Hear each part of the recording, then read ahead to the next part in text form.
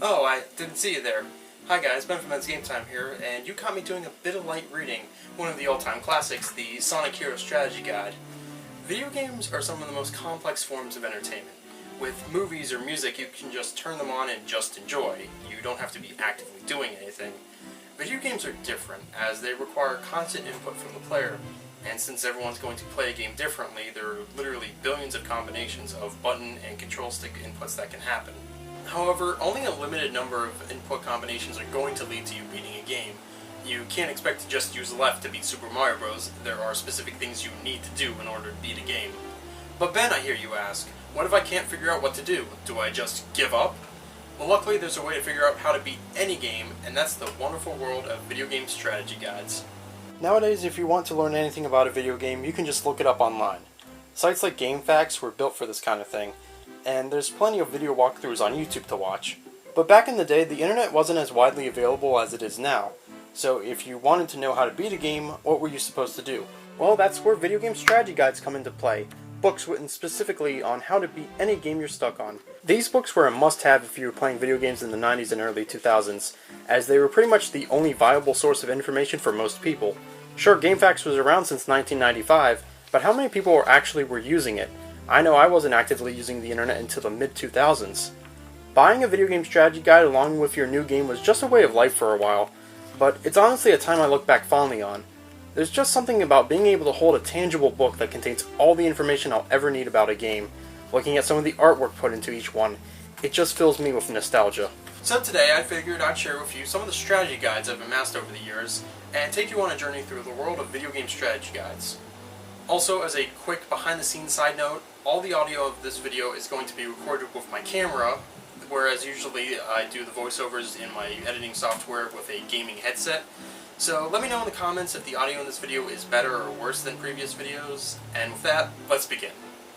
The oldest video game strategy guide I have is actually from the NES era, GamePro's Nintendo Game Secrets Greatest Tips, single-handedly the book with the longest title consisting of barely connecting words, besides the sequel, Nintendo Game Secrets Greatest Tips 2, Electric Boogaloo, The Empire Strikes Back Reloaded, The Search for Spock, Endgame Part 3.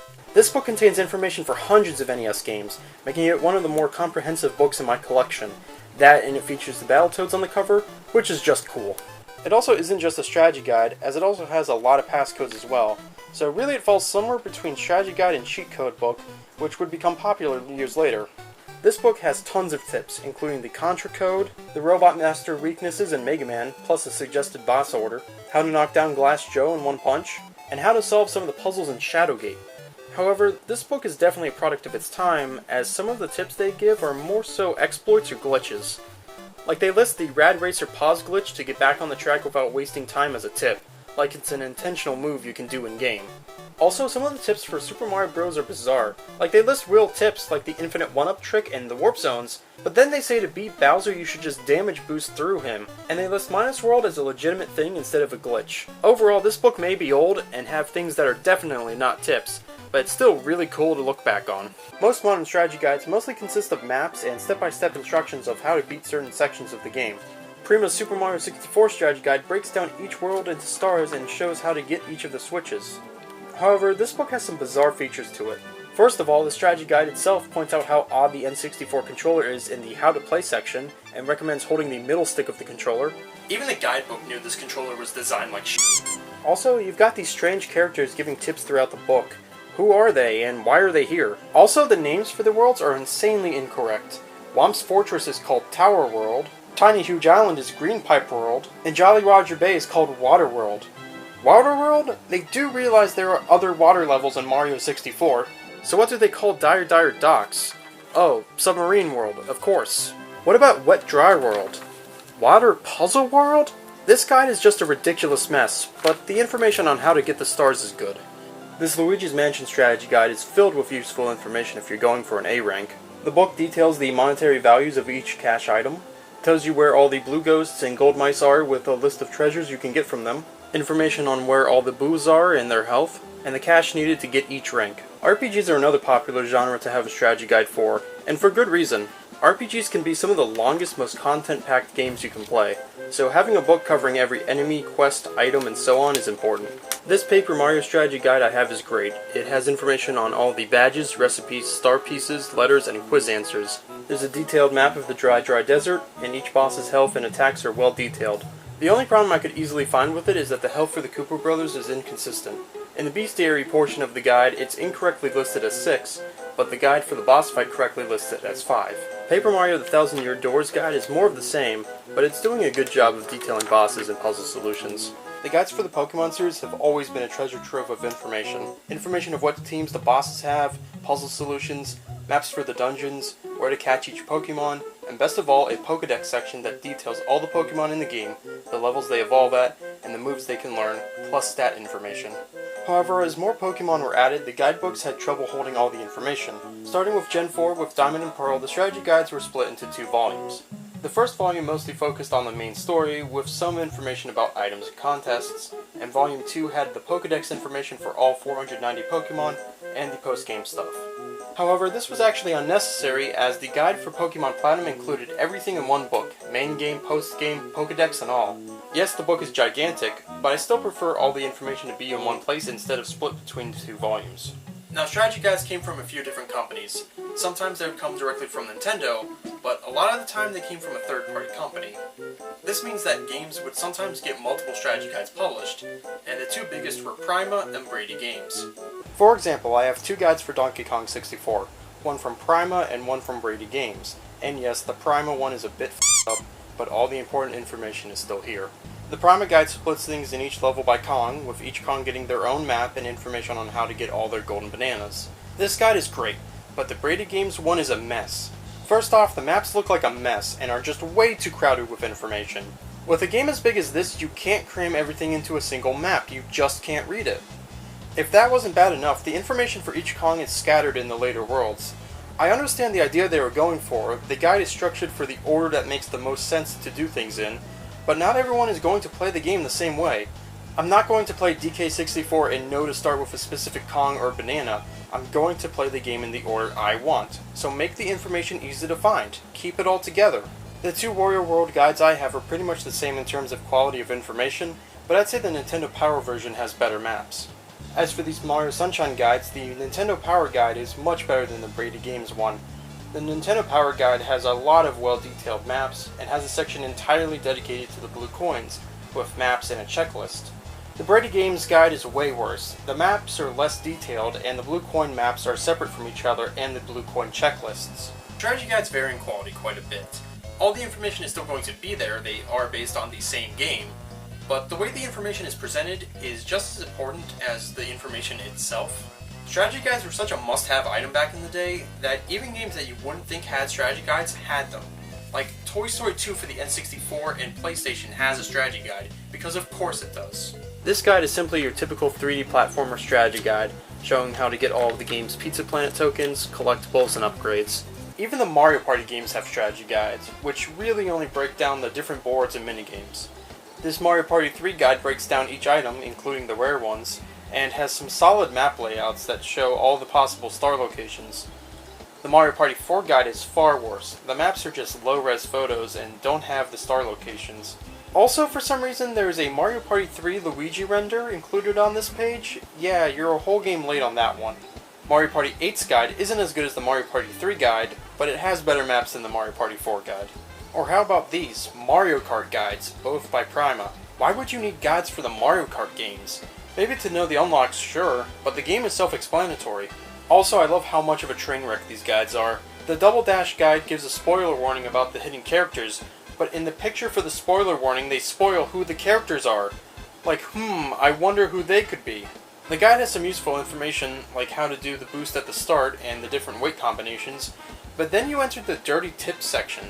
Tips here include teaming up with your other friends to gang up on one guy, or screen peek your opponents, some dirty tactics to be sure, but then other tips include don't give up partway through the race, or pay attention to how the CPU is finishing the Grand Prix.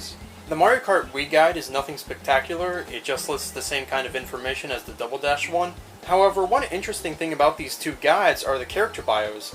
They contain the information you'd expect, but they incorrectly say that Daisy is Peach's cousin. Like, come on, you couldn't fact check that? Also, for Birdo's bio, they make a nice little nod to Mario RPG with her being from Nimbus Land. Overall, these guides just feel unnecessary, but they're still nice to look at. Animal Crossing City Folk, a game you wouldn't think has a strategy guide, has one, but this one's a bit more useful. This book has info about the villagers that can be in your village, days of special events, calendars for each month, plus the bugs and fish available each month, and information about the different furniture sets. Surprisingly useful. As we enter the 2010s, video game strategy guides became a bit less useful and a bit more bizarre in terms of game selection. This was when internet guides were really becoming the standard, so there was less reason to get guides for games, but they still kept making them. Here we have a guide for Call of Duty Black Ops that answers the question of what a guide for Call of Duty Black Ops looks like. The book has some useful information. The campaign levels are mapped out with intel locations, there are guides for each of the achievements and trophies if that's your sort of thing, and information about the zombies mode. What's odd is the information about the multiplayer.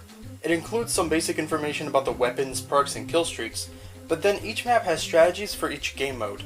Quick question, has anyone ever used these strategies? It's like the people who wrote this book don't know their audience. Multiplayer games in Call of Duty just break down into an unorganized frenzy. You never hear people say, "Okay team, if you'll flip to page 210 of your Call of Duty Black Ops strategy guides, we will be using attack plan B." Thank you, buddy. A strange addition, but still not a bad strategy guide. Now if you wanted to see the most useless guidebooks in history, look no further than fighting game strategy guides.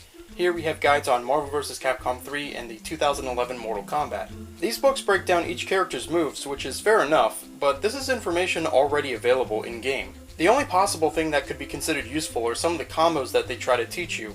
So this is why I never win at these games. I'm not using these top-notch combos. I mean, who could forget unstoppable combos like crouch light, crouch mid, stand hard, right cancel, quarter circle back hard, forward dash, crouch mid, stand hard, right cancel, quarter circle back mid, forward dash, special, right cancel, super jump, early air mid hard, special, land, not a quarter circle forward hard, right cancel, hard, quarter circle back hard, right cancel, quarter circle forward hyper combo. I've played this game for years and I still don't know what this means. These strategy guides are some of the most pointless in existence, as they don't provide a whole lot of information that isn't already in-game. The most recent strategy guide in my collection is for Halo 5 of all games. It has the standard FPS fare, maps of the levels and intel locations, and it also has a multiplayer section. But these kinds of guides are kind of pointless nowadays. Like, I could look up all this way more easily online than through this book, but that was something that was just inevitable. Video game strategy guides were bound to become obsolete as the internet became more easily accessible. For one, you can look up anything you want online now, and it's all free, while strategy guides were an additional purchase you needed to make on top of your game. Also, with online walkthroughs, you might stumble upon a unique solution that you might not have otherwise found in a strategy guide, with the internet community coming together to share different perspectives and new ideas.